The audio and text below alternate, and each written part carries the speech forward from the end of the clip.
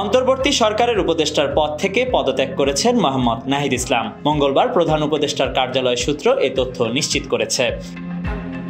নাহিদ ইসলাম অন্তর্বর্তী সরকারের তথ্য সম্প্রচার মন্ত্রণালয় এবং ডাক, টেলিযোগ ও তথ্য প্রযুক্তি মন্ত্রণালয়ের উপদেষ্টার দায়িত্ব পালন করছিলেন।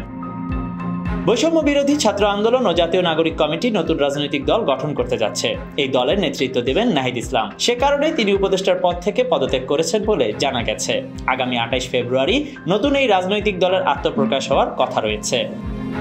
বৈষম্য বিরোধী ছাত্র আন্দোলনের কোটা বিরোধী আন্দোলনের সময় মুখপাত্রের দায়িত্ব পালন করে পরিচিত মুখ হয়ে ওঠেন ঢাকা বিশ্ববিদ্যালয়ের সমাজবিজ্ঞান বিভাগের ছাত্র নাহিদ ইসলাম। ওই আন্দোলনের ধারাবাহিকতায় ছাত্র জনতার গণ অভ্যুত্থানের মুখে 5 আগস্ট আওয়ামী লীগ সরকারের পতন ঘটে। এর 3 দিনের মাথায় 8 আগস্ট অধ্যাপক মোহাম্মদ ইউনূসের নেতৃত্বে অন্তর্বর্তী সরকার গঠিত হয়। Khandakar Ishtiaq, news now 24।